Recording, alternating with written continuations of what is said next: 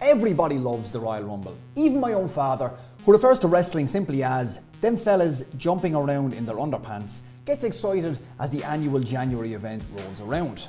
But of course, the annual over-the-top rope extravaganza will draw most of the plaudits, but let's take a look now at the 5 best Royal Rumble pay-per-views as a whole.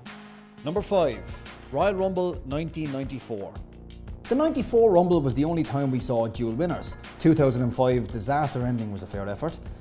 But on top of that, we were gifted some great moments. Owen Hart finally turned on his shellfish brother Bret and broke out in his own as the crybaby little brother, which of course led to the legendary WrestleMania 10 opener. We were also gifted perhaps the most over-the-top campus moment in the most over-the-top campus sport on earth, when The Undertaker was hopped on by every heel in the locker room, stuffed in a casket and proceeded to be resurrected. Like Jesus. Number 4. Royal Rumble 1997. The 1997 Rumble match itself famously saw the rise of Stone Cold Steve Austin. From doing push-ups in the ring to checking an imaginary watch all during lulls and entrances, all the way to sneaking back into the ring after his elimination went unnoticed by officials, only to screw Bret Hart over and win the match.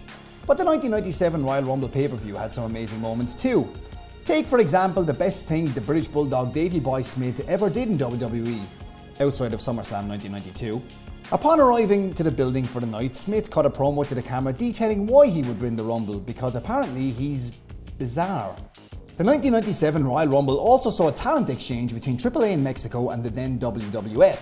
Legendary Mexican luchador Mil Mascaras was so protective of his unbeaten legacy that he refused to allow anyone to eliminate him from the match, preferring instead to make himself look like a big feckin' idiot by eliminating himself when he jumped over the top rope to attack an already eliminated opponent. Fair play, Mil. The 1997 Rumble was topped off by hometown hero Shawn Michaels finally overcoming the evil Psycho Sid who had beaten him for the WWF Championship back in November by hitting Michaels' manager Jose Lothario in the chest with a camera, causing him to have an apparent heart attack. Wrestling is brilliant. Number 3. Royal Rumble 2015. At the time, the Royal Rumble 2015 caused so much uproar that to look back at it now is actually comical. After Roman Reigns and not fan favourite Daniel Bryan won the Rumble, #CancellWWE Network was trending worldwide, with fans hilariously being described as seething. Putting that whole debacle aside for a second though, the card itself was class. First off, Damien Mizdow. It's easy to forget just how entertaining the man was, but the Royal Rumble 2015 was peak Mizdow. At one point, the Miz's stunt double crotches himself on the top rope after Miz has it done to him. And even little things like dropping to a knee mimicking Miz delivering a neckbreaker to one of the Usos shows that in a business that all too often gets comedy wrong, when it gets it right, it's top quality stuff. The WWE title match of the night featured champion Brock Lesnar against John Cena and Seth Rollins and was a legitimate match of the year candidate and my own personal favourite WWE match that year. Then of course the piece de resistance, Roman winning the Rumble. It became apparent once Reigns was left in the final 3 with Corporate Kane and The Big Show that he was winning the match, which sent the Philadelphia crowd into meltdown. From showers of boos, CM Punk chants, "We want Rusev" chants, all the way up to WWE sending out a visibly shook Rock to try and give him the rub, is now a genuine moment in sports entertainment history. Who would have thought 3 years later nothing would have changed? Number 2. Royal Rumble 1992.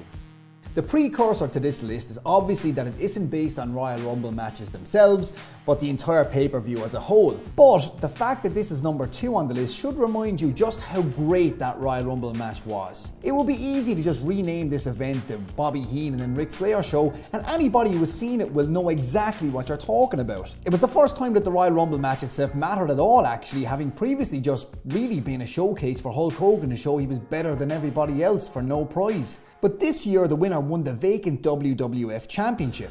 The added element of the winner receiving a title shot at WrestleMania will be implemented from the next year onwards. Heenan narrates Ric Flair's Iron Man performance entering a disastrous number 3 position.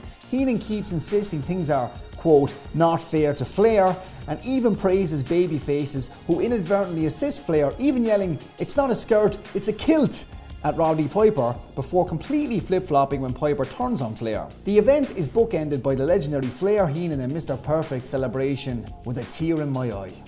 And number 1, Royal Rumble 2000.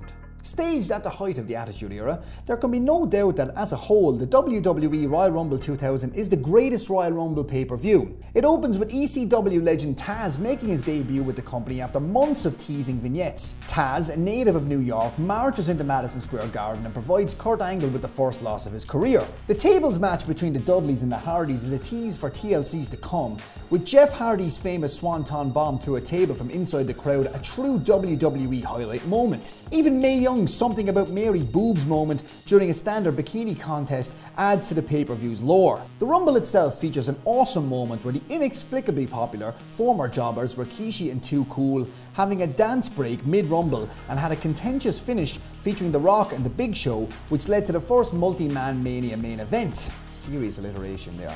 The event ends with the match that arguably cemented Triple H as a top star in the company, a vicious bloody street fight between The Game and Cactus Jack. That's it. I'm going home to watch this right now.